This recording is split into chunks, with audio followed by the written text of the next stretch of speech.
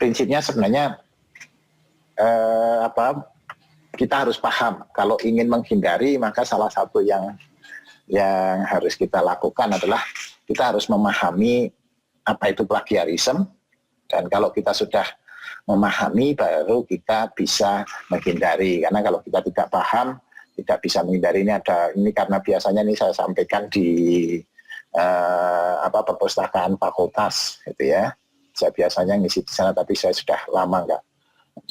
Jadi intinya dan dalam menyusun materi ini paling banyak saya ambil dari sini, dari Purdue University Online Writing Laboratory. Jadi kalau Anda nanti mau banyak nulis atau ini salah satu resource yang bagus karena di sana menjelaskan dengan sangat lengkap dan sangat baik terkait bagaimana kita menulis, dan itu free. Jadi silakan kalau Anda mau belajar di sana. Dan ini juga materinya saya banyak ambil dari sana. Dan salah satu yang penting kan saya mau mulai dari sini. Jadi kita pun sebagai manusia, saya yakin kalau diciptakan Tuhan juga dengan maksud gitu ya, tidak ya diciptakan aja. Saya yakin Tuhan menciptakan manusia juga ada tujuan. Ini sama, ketika kita menulis maka kita juga dengan tujuan gitu ya. Jadi setiap menulis, setiap kita ada tujuan, ada misi, ada sesuatu yang kita panggul, yang kita jalankan. Sehingga dalam menulis pun kita sebenarnya ada tujuannya. Jadi kita harus mengubah. Ya memang kadang-kadang yang paling pragmatis itu, kenapa sih kamu publikasi dalam seminar Senti misalnya, atau kenapa sih menulis dalam jurnal A gitu ya. Yang paling pragmatis memang orang akan bilang, ya karena untuk bisa lulus S2 wajib publikasi dalam seminar gitu ya, minimal gitu ya, dalam seminar nasional misalnya. Tapi sebenarnya harusnya tidak sekedar seperti itu gitu ya, ada yang lebih mulia lah dari sekedar lulus. Jadi saya sering mengibaratkan yang namanya kalau kuliah lulus itu ya normal aja, biasa aja, kuliah ya harus lulus gitu ya.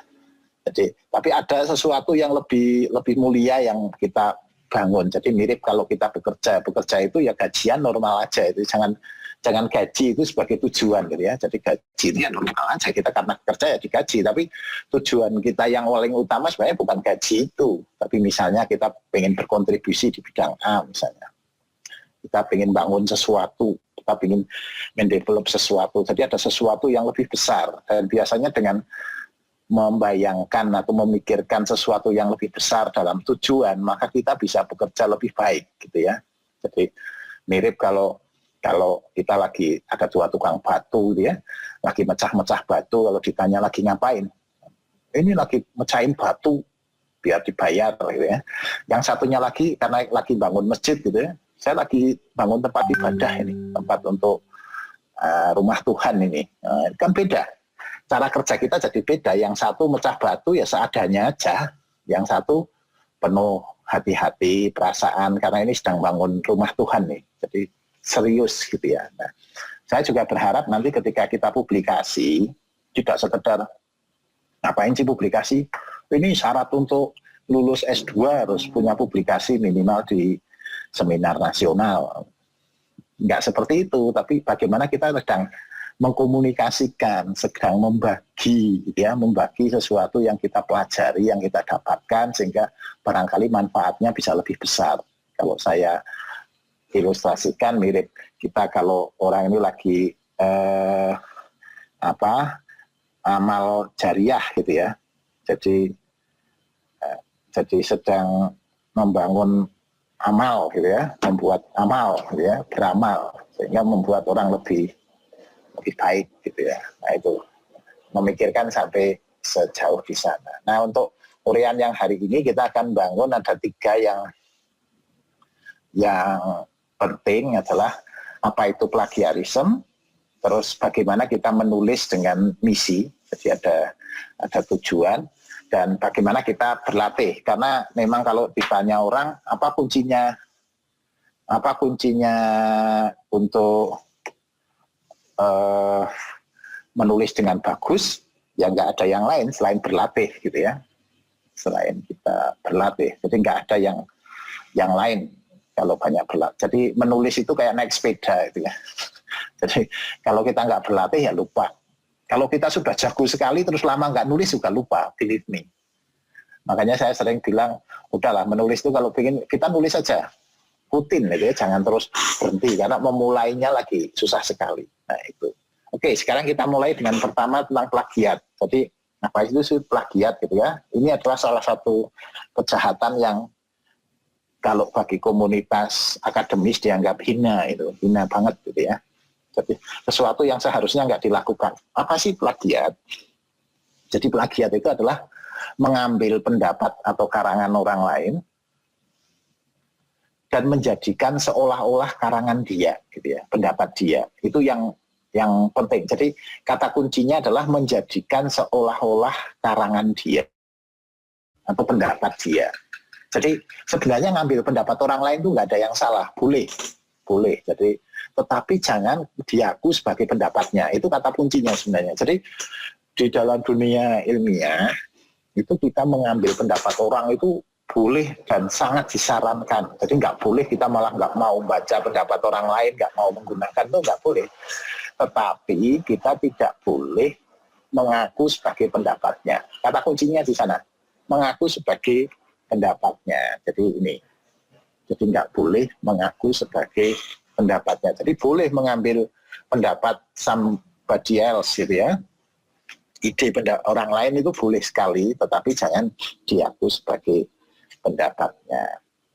Sehingga versi peraturan Menteri Pendidikan itu yang disebut plagiat adalah perbuatan sengaja dan tidak sengaja. Jadi tidak sengaja pun masuk dalam memperoleh atau mencoba memperoleh kredit atau penghargaan dari suatu karya ilmiah dengan mengutip sebagian atau seluruh karya ilmiah orang lain, dan kata kuncinya adalah yang diakui sebagai karya ilmiahnya. Ini kata kuncinya di sini. Nah, jadi kita ngakuin sebagai pendapat kita. Jadi kita untuk tidak dianggap mengakui ini, maka kita harus menyatakan sumbernya dengan tepat.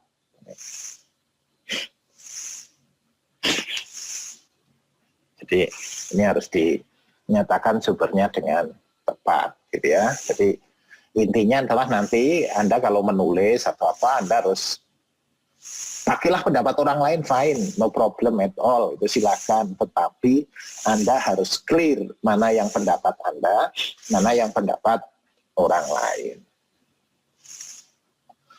Jadi kita bisa, yang paling kalau lihat di Purdu, itu ada yang paling jelas, misalnya ngambil dari punya orang diganti judulnya, gitu ya, atau copy and paste.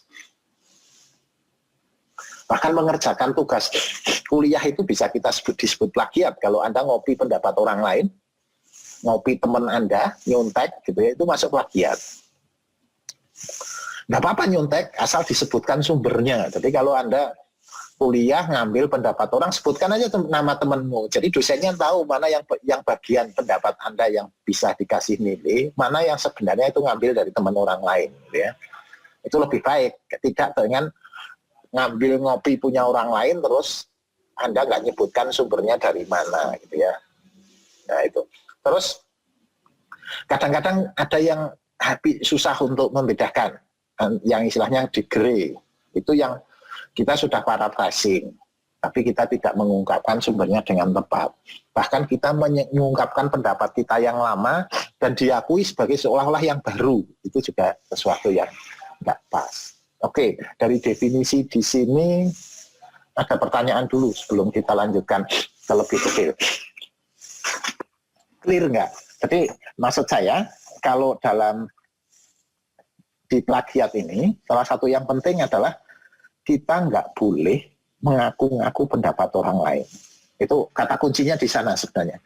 Jadi kita boleh mengutip pendapat orang, boleh melihat pendapat orang, boleh menuliskan pendapat orang lain, tetapi kita nggak boleh mengakuinya sebagai pendapat kita. Kata kuncinya sebenarnya di situ. Nggak boleh mengakuinya sebagai pendapat kita. Oke, ada pertanyaan di sini.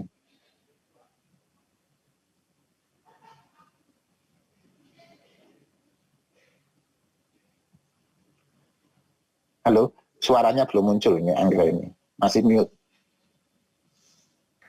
Oh, ini udah terdengar belum, Pak? Apa? Udah terdengar? Sudah. Oh, tadi kan misalnya Pak mensitasi pendapat kita yang dulu gitu, terus kita pakai kembali. Kalau misalnya saya membuat publikasi baru dengan tema yang berbeda, tapi saya sudah pernah pakai di tempat saya sebelumnya gitu, bener juga harus saya citasi seperti saya itu orang lain di masa lalu gitu, Pak. Betul. Jadi kata kuncinya sebenarnya kalau di dunia ilmiah salah satu kehormatan kita itu kalau kita produktif itu dianggap sebagai kudos, sebagai kehormatan. Jadi makin produktif kita. Nah, kadang-kadang ada orang pendapatnya sebenarnya punya pengetahuannya cuma itu, tapi diulang-ulang dan dia tidak mengklaim bahwa ini, selalu menganggap ini baru. Jadi dipublish di jurnal judul baru, tapi ternyata isinya nggak ada yang baru, itu semuanya lama. Itu nggak boleh. Kita boleh melakukan seperti itu, tapi kita bilang, jadi di sana harus ditulis mengutip pendapat kita yang lama, sehingga orang akan clear, oh ini bukan yang baru kok, itu yang lama ditulis ulang. Itu nggak apa-apa, itu fine-fine aja, dan itu dilakukan oleh banyak orang. Karena memang banyak pengetahuan kita di masa lalu yang bagus. Kenapa harus dihilangkan? Siapa tahu sekarang lebih berguna gitu kan. Tetapi nggak boleh, poinnya adalah nggak boleh diakui itu sebagai yang baru. Makanya saya tadi bilang, Anda itu boleh nyontek teman Anda. Kalau ujian misalnya ngelihat punya teman gitu ya. Tetapi Anda harus menuliskan, ini saya nyontek si A. Itu nggak dihukum sama dosennya.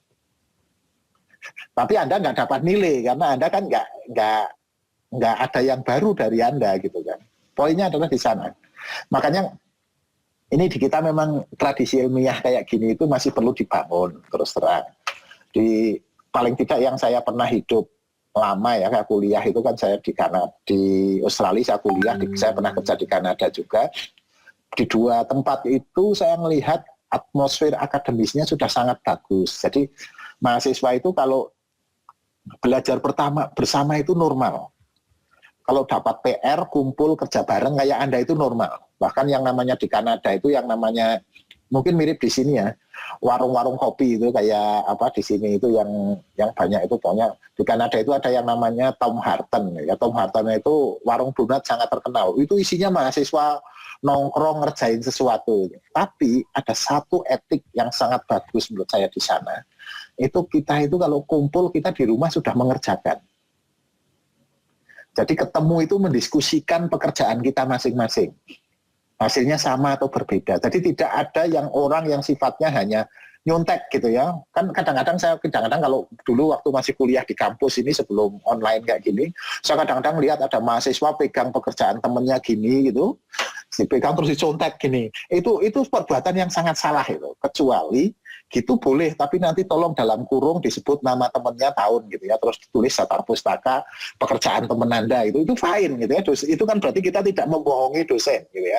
Memang saya nyontek gitu, nggak membohongi. Jadi poin di sini itu gitu ya, moga-moga maksud saya kecampe. Jadi karena saya ngelihat ada teman-teman juga yang salah mendefinisikan plagiat itu nyontek punya orang, nggak boleh. Boleh, tetapi jangan mengaku pendapatnya orang. Poinnya itu bukan nyontek tidak nyontek, tapi mengaku tidak mengaku, mengakui. Jadi ketika Anda mengakui itu pekerjaan orang lain sebagai pekerjaannya nggak boleh. Ketika Anda mengakui pekerjaan yang lama sebagai pekerjaan yang baru, itu nggak boleh. Itu namanya self plagiarism. Itu kena juga. Jadi kita nggak boleh self plagiarism. Moga-moga kejawab ya. Atau masih ada pertanyaan? Cukup Pak, terima kasih. Cukup. Oke, yang lain? Adalah yang lain? Terkait plagiarisme, karena Anda nanti harus, ya silakan. Kalau misalkan kita mengambil dari kalimat orang lain itu baiknya hanya dicantumkan di daftar pustaka saja atau juga di sebelahnya gitu, yang biasanya itu nama siapa, tahunnya gitu biasanya Pak? Harus dua-duanya. Di daftar pustaka ditaruh, di sebelahnya harus ditulis. Dan cara menulisannya nanti ada dua model, yang general ya, nanti tiap-tiap jurnal akan berbeda-beda, konferen beda-beda, tapi secara general ada dua. Yang pertama model Harvard itu nyebut nama, tahun. Yang kedua model numerik. Numerik itu cukup ditulis nomornya nanti di daftar pustaka, nomor 1, nomor 2, nomor 3 gitu ya. Nah numerik itu dulu nggak begitu disukai karena numerik cepat, tetapi ketika menuliskan harus urut, yang disebutkan pertama harus nomor 1, yang disebutkan nomor 2. Nah kalau kita menyisipkan di tengah jadi susah, tapi sekarang dengan ada Mendeley dan lain-lain untuk software untuk menulis pustaka, oke lah itu jadi sederhana, jadi tidak sekomplikated zaman dulu gitu ya. Tapi kelebihan model Harvard itu dengan menyebutkan nama dan tahun adalah kita juga menghargai orang. Oh ini pendapatnya si A, oh, ini pendapatnya si B gitu ya. Tidak sekedar angka. Jadi dan kadang-kadang orang itu juga punya otoriti gitu ya. Kalau yang misalnya kita ngomong tentang teori relativitas, kita mengutip papernya Einstein kan beda dengan mengutip papernya Baggio misalnya. Kan Anda harus clear ya, oh ini pendapatnya Einstein, masih keren gitu walaupun dalam dunia ilmiah Einstein juga mungkin salah. Nyatanya Newton yang kita sekarang ini juga disalahin sama Einstein gitu ya. Jadi intinya kan selalu kemungkinan untuk improvement kalau ada, jadi nggak usah khawatir. Begitu. Oke, ada lagi? Terima kasih Pak. Terima kasih. Kalau nggak ada saya lanjutkan dulu ya. Oke.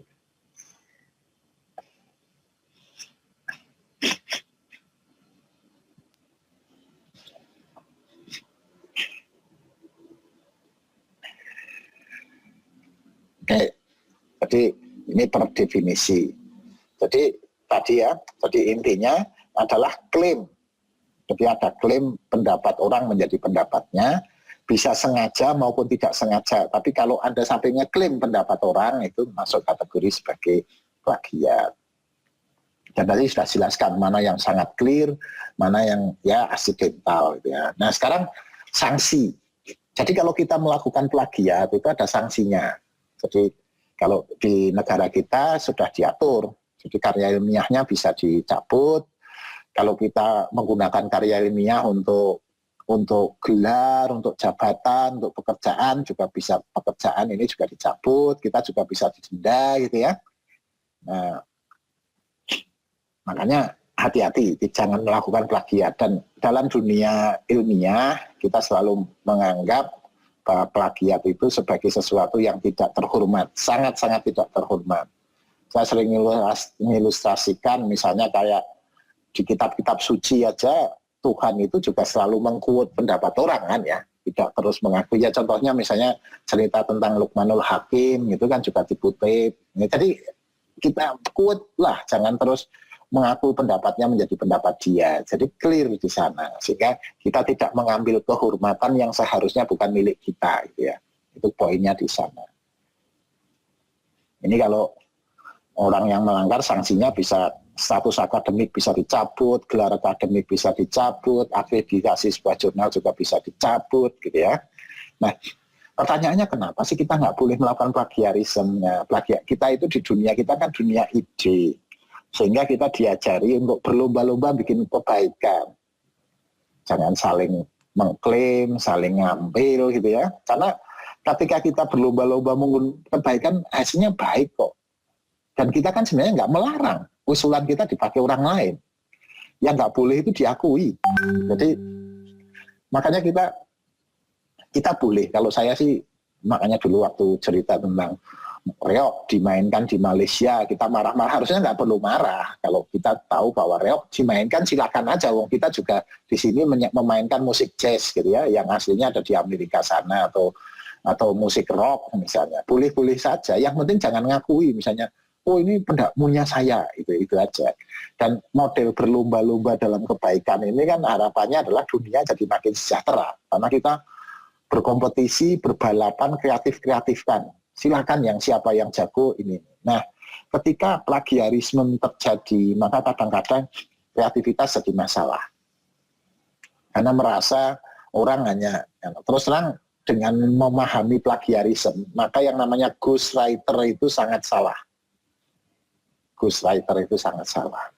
Sehingga yang namanya, yang iklannya sering ditempel di pinggir-pinggir jalan gitu ya, membantu menuliskan tesis, membantu menuliskan disertasi, membantu menuliskan skripsi, itu salah. Jadi kita harus jangan ghostwriter, itu ya harus kita yang nulis, harus ini. Karena kalau ada orang lain bantu, harusnya dituliskan di sana sebagai penulisnya juga. Nggak salah kan kalau diakui kan? Jadi konsepnya adalah mengakui, jangan diaku. Jadi kalau Anda bisa, ya bukan, saya yakin sih Anda, kalau di UGM insya Allah tidak lah. Gitu ya, kalau spesies ya Anda kerjakan sendiri, gitu, jangan terus ada orang lain membikinkan, itu nggak boleh. Terus diaku-aku pendapat Anda, itu nggak boleh.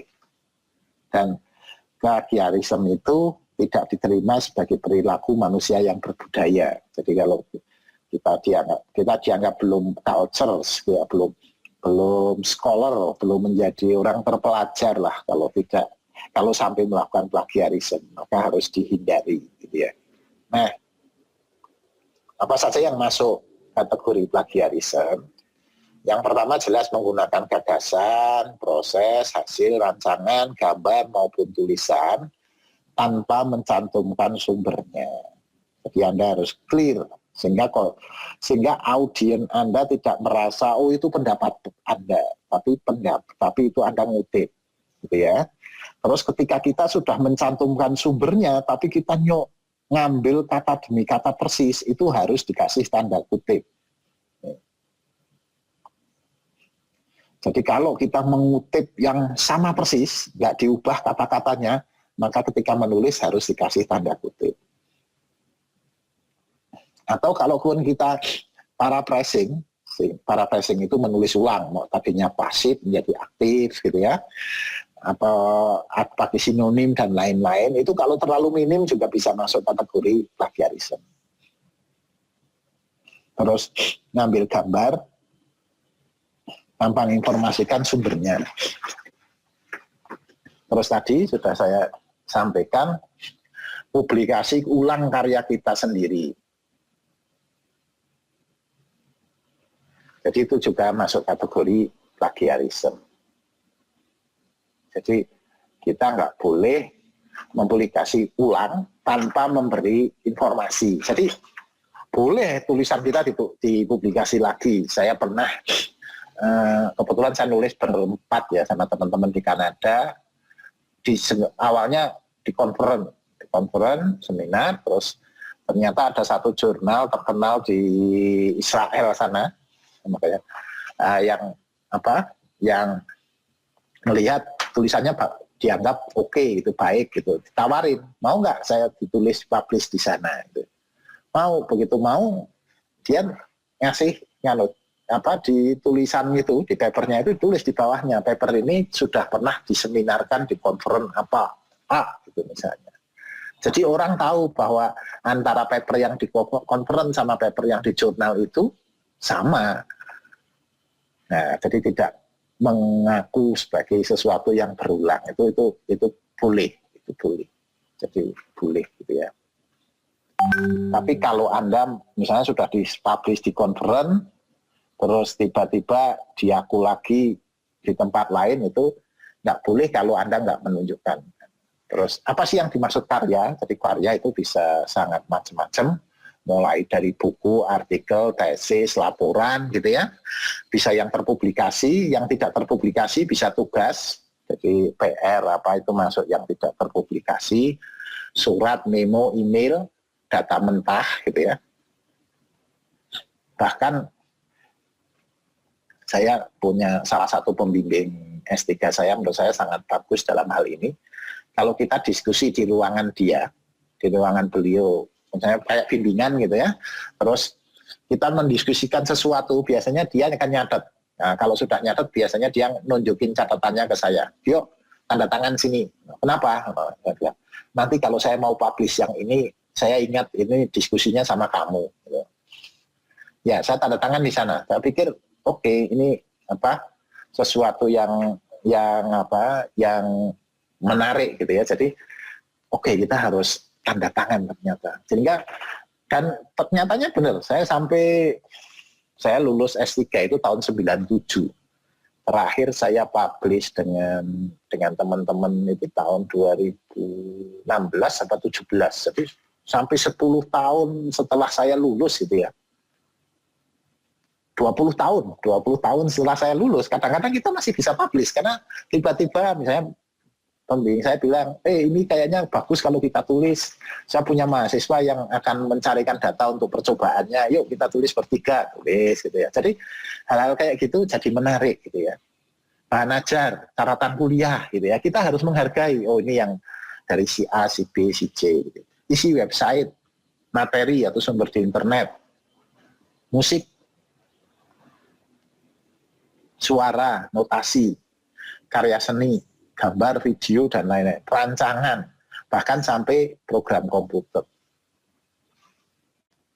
Ya memang kita bisa menandai. Saya kebetulan dulu mengembangkan beberapa program di MATLAB misalnya. Saya sih tahu kalau yang program-program yang saya bikin karena ada tanda-tanda gitu ya. Tapi idenya adalah bagaimana kita menjaga, menghargai ide orang gitu ya. Jadi, nah ada yang penting dalam plagiat ini, sesuatu yang sudah menjadi public knowledge. Jadi pengetahuan umum itu kita nggak perlu nuliskan sumbernya karena kita sudah yakin nggak bakal dianggap sebagai hasil dia. Contoh, kalau Anda masih ingat persamaan ini, nah ini persamaan Newton tentang gaya. Gaya sama dengan massa kali percepatan gitu.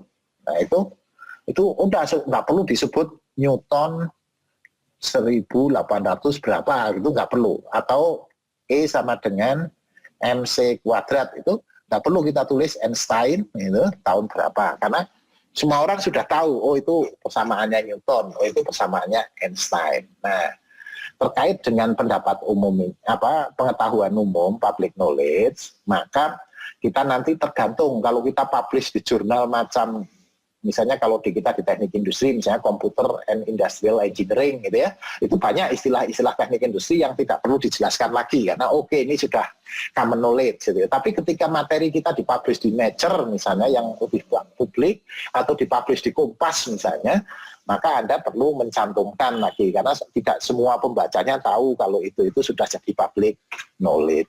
Ini tantangan buat kita ketika menulis di sana. Terus beberapa istilah tadi ada self plagiarism, kalau kita atau mengerjakan pekerjaan yang seharusnya pribadi itu juga nggak boleh. Jadi kalau ditugaskan dosennya untuk ini mandiri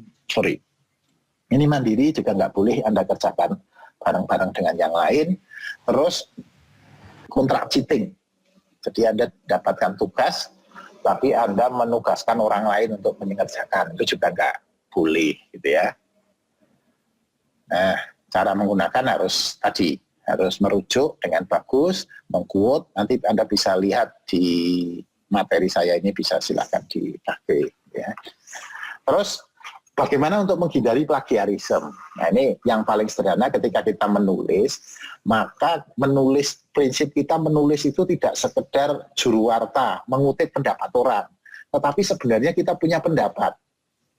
Jadi prinsipnya adalah menulis itu kita ingin menyampaikan sebuah insight dan fungsi pustaka adalah mendukung insight yang akan kita sampaikan. Jadi misalnya saya ingin bilang ballpoint ini warnanya putih. Nah ini sekarang cari pendukungnya. Kenapa ini disebut putih? Nah, menurut si A maka ballpoint ini putih. Menurut si B setelah diukur ballpoint putih. Nah prinsipnya adalah pendapat orang itu fungsinya adalah untuk mendukung pendapat kita. Jadi ini kata kunci kalau pengen menghindari. Terus setelah itu kalau kita pengen menulis yang bagus, maka caranya juga urutannya harus clear. Jadi saya sering menekankan kalau kita pengen menulis yang bagus, maka kita harus baca yang banyak. Kalau kita baca cuman misalnya Anda mau nulis tesis. Kalau Anda cuman baca satu tesis, maka biasanya sangat sulit untuk keluar dari tesis yang Anda baca. Oh babnya harus ini, subbabnya harus, jadi kayaknya akhirnya kita terjebak untuk ngopi. Nah cara yang paling mudah adalah kalau kita mau nulis sebuah tulisan, maka kita baca tulisan sebanyak-banyaknya. Sehingga akhirnya ketika kita nulis adalah sudah gaya kita. Gitu ya, gaya kita. Gitu. Dan ketika menulis, urut-urutannya sebenarnya seperti sudah yang di depan tadi. Jadi sebenarnya satu rangkaian yang sangat lengkap mulai dari latar belakang itu kenapa insight itu penting. Terus tinjauan pustaka itu apakah insight belum dibahas oleh orang lain. Terus di tinjauan pustaka adalah juga apakah latar belakang tadi belum dijawab oleh orang lain gitu ya. Terus kita juga masuk ke teori mekanisme Apakah insight itu punya basic teori yang bagus, di metode apakah dalam rangka mendapatkan insight itu dibangun dengan metode yang tepat. Nah itu dan seterusnya. Jadi kita itu fokus dengan kita menceritakan insight kita. Nah itu kita biasanya akan terhindar dari plagiarisme. Dan untuk bisa melakukan ini yang jangan lupa kita selalu merujuk. Kalau mengutip harus diberi tanda kutip. Terus kalau menulis juga upayakan kita melakukan karya paraphrasing. Ini contohnya di sini Anda bisa lihat yang ini tidak tepat karena tidak mencantumkan sumbernya seperti ditanyakan oleh teman Anda tadi, ya harusnya dicantumkan sumbernya dan juga dicantumkan di daftar pustaka, gitu ya. Ya, silakan. Slide-nya belum terlihat. Slide-nya nggak terlihat. Sekarang di tempat saya terlihat, Pak. Terlihat ya. Oke. Mungkin nggak apa-apa. Nanti ini slide-nya nanti setelah ini saya bagi di grup. Anda bisa baca lagi. Nanti bisa tanya-tanyakan lagi. Oke ya. Terus ini juga sama. Kalau mengutip, kalau sama persis, itu juga nggak boleh. Ini kan kalimat ini. Mau ditulis, nah ini ditulis sama persis. Ini nggak boleh, ini salah. Harusnya kalau sama persis dikasih tanda kutip ini, seperti ini. Termasuk nanti di pustaka dituliskan sumbernya. Oke. Terus paraphrasing juga tadi kalimatnya ditulis ulang dengan bahasa kita, salah satu yang paling sederhana, pasif kita gunakan sinonim, gitu ya. Jadi kita akhirnya tahu bahwa pelajaran bahasa Indonesia waktu SMP, SMA, SD, SMP, SMA jadi penting. Sinonim misalnya. Jadi ketika kita mau menulis cari sinonimnya, cari ini sehingga nanti ketika mengutip jadi tidak sama. Jadi kita bisa melepaskan dari tanda kutip, kita cukup menuliskan sumbernya. Gitu ya. Oke, jadi kata akhirnya adalah kreatif tadi, jadi kita harus kreatif. Nah kalau ngomong kreatif seperti yang bolak-balik saya sampaikan ini, seperti bagaimana melihat tanda panah ini, lebih baik. Mungkin itu yang ingin saya sampaikan semuanya karena materinya waktunya sudah hampir habis. Jadi intinya inilah, menghindari plagiat. Kalau apakah my word, kalau no-nya direct quote. Jadi harus dikasih tanda ini. Tapi kalau my word, kata-kata kita yes, itu masih ada pertanyaan satu lagi, my idea. Kalau yes, oke. Pakai, kalau no, maka harus paraphrasing. Nah itu pertanyaan yang harus Oke, mungkin ini list daftar pustaka tadi sama dengan di depan, ada dua yang penting, dan itu sama-sama ada di perpustakaan. Yang pertama Anda bisa masuk ke Purdu, yang kedua ini buku bagus ini kalau mau Anda, bukunya sudah tua, tapi nanti kalau kesempatan masuk ke perpustakaan DTMI, tolong cari ini, Writing Academic. Ada yang cetakan baru juga ada. Itu sangat bagus, mulai dari bagaimana nulis paragraf sampai menjadi menulis sebuah paper. Oke, itu yang ingin saya jelaskan saat ini. Saya berharap dari awal kita sudah bisa mulai bagaimana kita menggali permasalahan sampai diakhiri bagaimana menyajikan ke publik, baik itu secara materi presentasi maupun ke tertulis, misalnya di jurnal atau di conference. Dan materi ujiannya nanti dari sebelum meet ya, dari yang sudah disampaikan Bu Fitri sampai ini. Dan nanti soalnya akan kemarin Anda ada tugas sorry saya lupa, kemarin ada tugas nggak? Ingat nggak? Ada, Pak. Minggu lalu. Ya ada, Pak. Tugasnya apa? Ada apa nggak ada? Sorry, Ada Pak. Tugasnya apa itu? Sorry. Literatur review berbasis publikasi tentang 10 jurnal yang literatur review tentang 10 jurnal yang related dengan kesuksesan produk.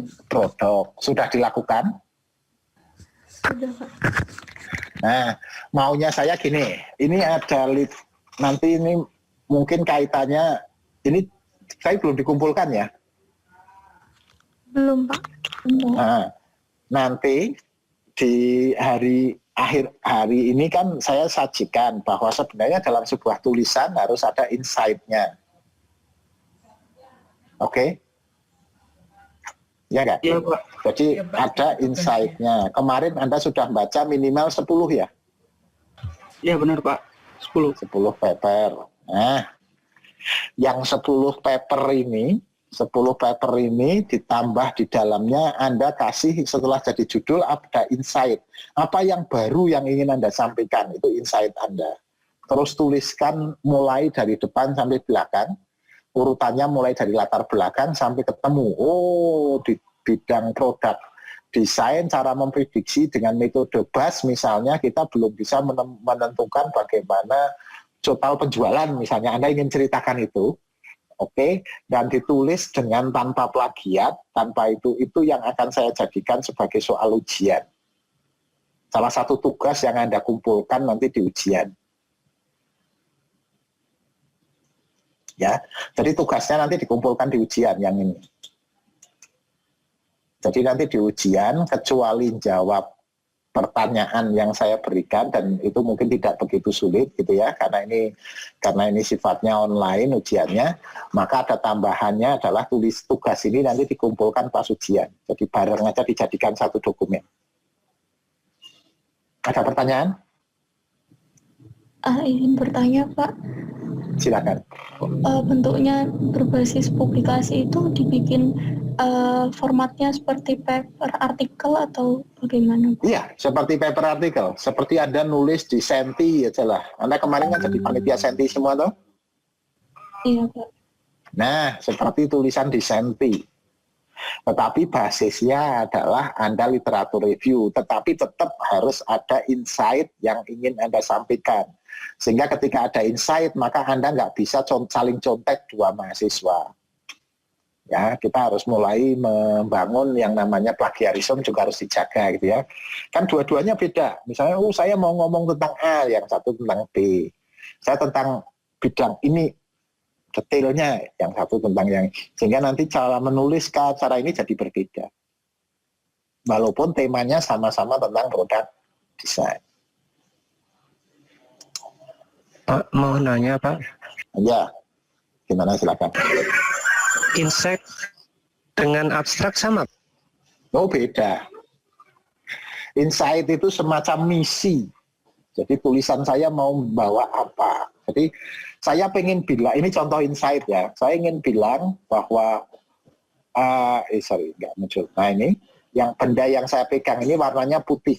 Nah, maka kalau saya akan menulis ilmiah, saya mencari literatur, gimana sih yang disebut warna putih? Jadi ada standar warna, ada ini. Nah akhirnya nanti setelah diuji dengan data laboratorium, dicek dengan warna, dicek dengan persepsi, kita berkesimpulan ini warnanya putih, gitu loh.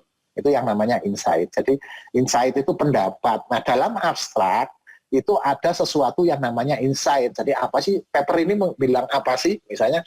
Misalnya contoh yang jadikan insight kan kalau ingin memperkirakan penjualan produk, gunakan metode BAS misalnya, itu insight. Atau jangan pakai metode BAS, yang bagus pakai metode Norton misalnya. Nah itu insight namanya. Begitu, moga-moga kejawab. Oke, ada lagi? Berarti posisi insight di atasnya abstrak gitu ya Pak? Ya, insight dulu, abstrak, baru pendahuluan. Jadi insight itu nanti akan kelihatan di judul. Dan itu tidak pernah dituliskan orang, karena itu hanya gambaran besar kalau ditanya orang, inilah kira-kira insight-nya. Gitu. Tapi karena ini sebagai tugas, saya ingin membuat Anda memahami bahwa sebuah paper mesti ada insight-nya. Minimal 1. Memang kalau paper-paper yang sifatnya jurnal itu biasanya, jurnal review itu biasanya bisa lebih dari 1. Jadi insight itu kalau lebih mudahnya bisa disebut highlight gitu ya. Apa sih highlight paper ini? Itu dijadikan sendiri. Jadi ada judul, abstrak, dan lain-lain itu kan papernya. Nah Anda tulis di sebelumnya, insight paper ini adalah ini. Begitu. Oke, ada lagi pertanyaan? Itu dari 10 paper kan ya Pak? Dari 10 paper, minimal 10 paper. Bisa ditambahi, tapi nggak boleh dikurangi.